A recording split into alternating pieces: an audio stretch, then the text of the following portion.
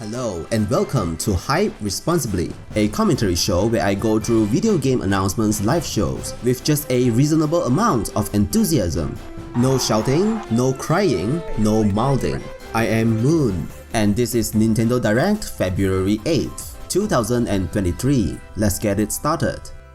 How rare it is that the second time we see a Nintendo title is also the time we get a release date. That's a good sign, and I'd love to see more of that.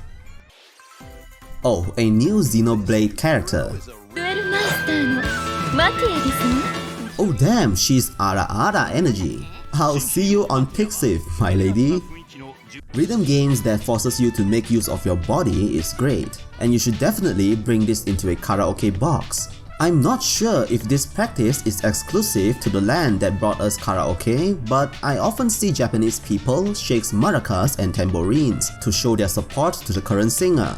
It's quite wholesome on the surface, unless you secretly hate that friend who are singing. But hey, maybe this game will help you distract yourself from that piece of shit. A fashion game where you can't possibly dress ugly. Where's the fun in that? Oh, who am I kidding? I bet a lot of people would buy this game just to dress themselves as ugly as possible. And for them, I say, let's go!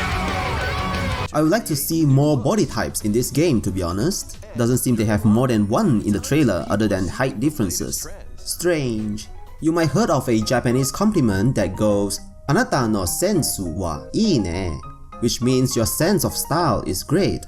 But the sense doesn't necessarily refer to the clothings only, but also their body figures. Whenever they say that, I've always thought the standard of that good sense refers to figures like these in the game. Not to be too harsh on them though, rationally thinking, the game seems to put an emphasis on clothings, and mashing every single clothes onto many types of figures could be an impossibility for the scope they went for. Choose from over 1,000 design options. If you want more varieties, I heard a little game called Street Fighter 6 is a good alternative for your needs. That one comes with a free fighting game and then some. Hello, Eternity. Ah, so that's your vibe, is it? I like it. It is pretty cool to see the Castlevania bosses being done in a different art style, moving and fighting in another 2D game. This collaboration is worth the happen for that alone.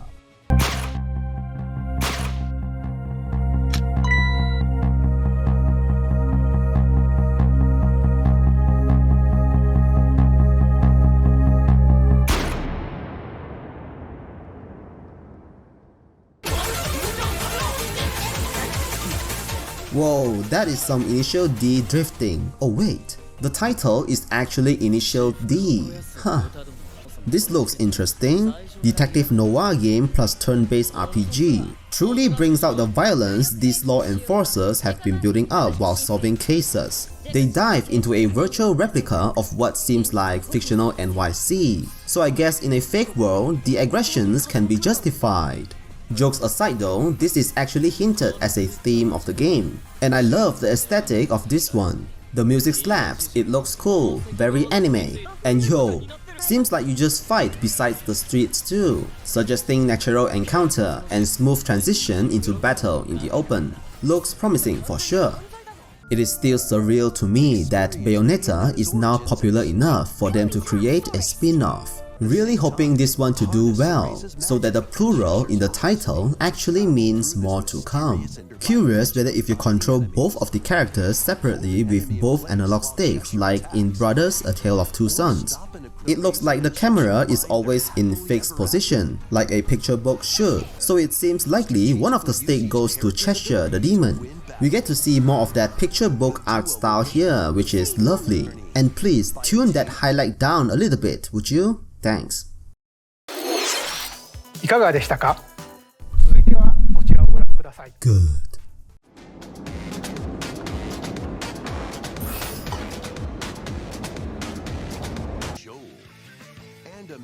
That empty amiibo box is so scary. Feels like it's tempting you, hey, do you volunteer to be a dead figurine for somebody else's greasy hands? Come on in. So I've just learned that the fan voting feature in the game, the Splatfest, which was happening ever since the first game, actually results to how the developers decide on future content. And this side order seems to be the result of the final Splatfest of the second game.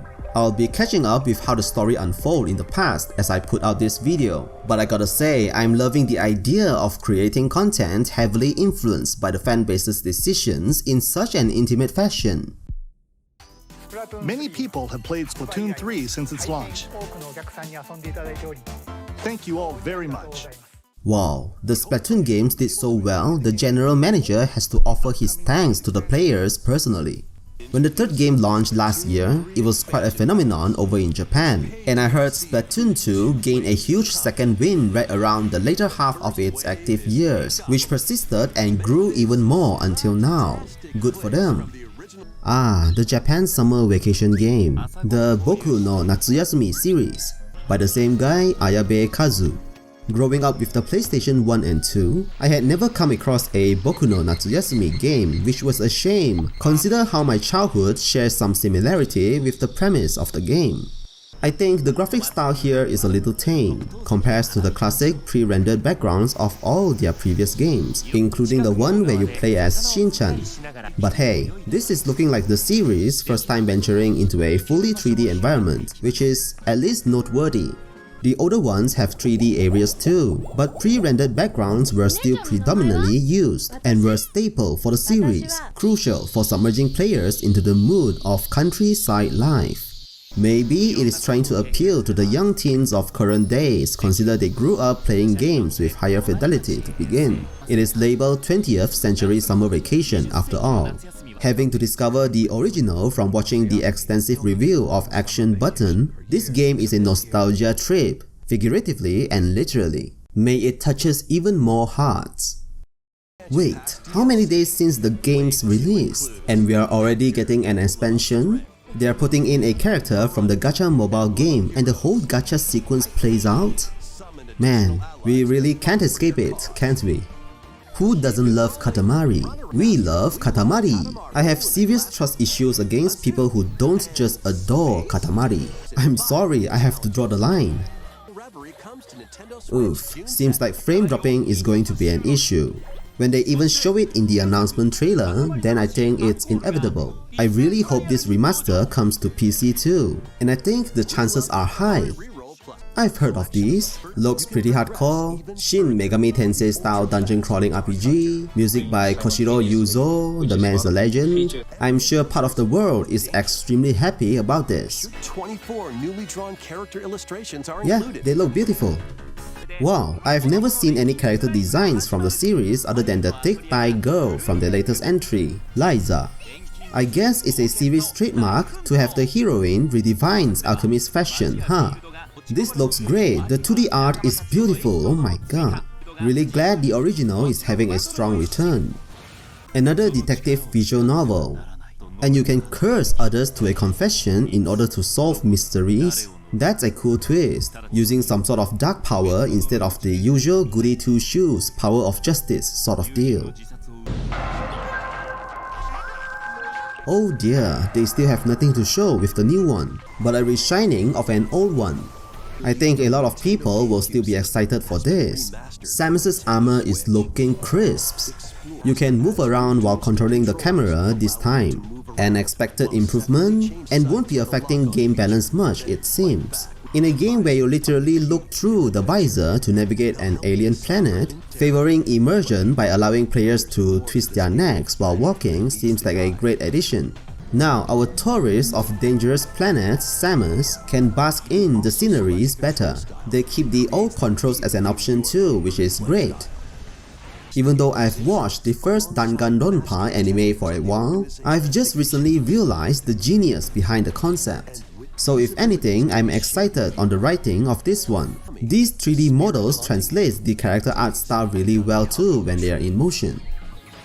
Ooh, this is my first time seeing this game. Now this is something deserving a comeback. Those are some beautiful backgrounds. I love the ice fog effect. Wait, I kinda love the whole thing. The aesthetic rocks. And battle commands are presented by cards and you get to deck building. It even predates Kingdom Hearts Chain of Memories by roughly a year. It's by Monolith, the company behind the Xeno series. It gives me joy to see another cult classic JRPG getting its chance in modern gaming, even though I'm not personally connected to these games. I can't get enough of this bold aesthetic from older JRPGs. It beckons the good old times. In the meantime, have you guys heard of the series REROLL? I have not played it, you too I presume. But doesn't it just sound like the coolest game and mysterious and classy and all that mixed together? Look at the kick-ass logo! And yet look at the series wiki page. How often do you see wiki pages with such little information? No series deserves that, right? Yeah, bring that back too. The world needs to know that series. Remember the name, guys. REROLL.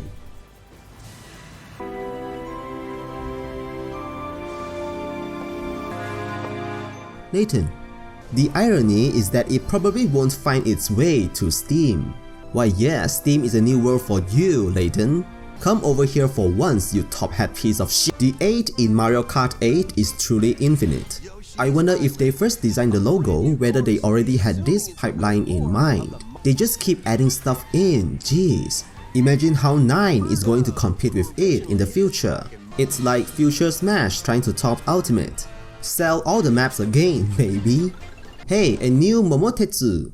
To anyone who don't know, Momotaro Dentetsu is a fun party game. It's sort of like Monopoly, but you don't run in circles or pay the other players when you land on their properties, but instead you travel all throughout Japan, owning businesses and compete on earnings. There's a god of poverty who will just mess with you at the end of your turn until you pass him along to other players. Along with a lot of fun events, it's pretty simple.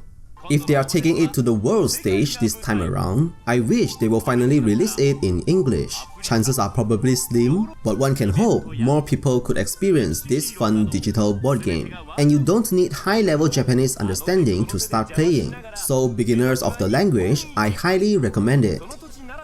And now, is the big boy becoming bigger. But Link, I am not sure you'll be able to stop him.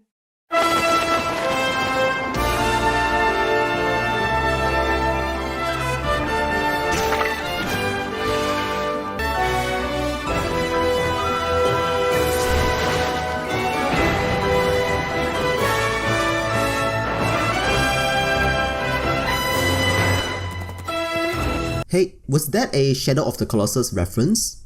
This direct is stacked. Roughly 35 titles showcase something in the English version alone. Some old, some new, some updates, and some several games at once.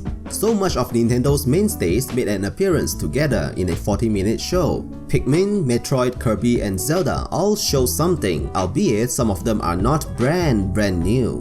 But still, that seems pretty rare to me. A lot of comebacks with remasters and remakes as per usual. Level 5 seems to be very busy, and it mostly features Japanese games which I love. I hope they leave enough for other shows throughout the year. A very good show in my opinion. This type of content is an experiment for me. I've always loved watching video games announcements and showing some excitement, but not overboardingly. Let me know what you think. See you again, folks, and please remember to hype responsibly.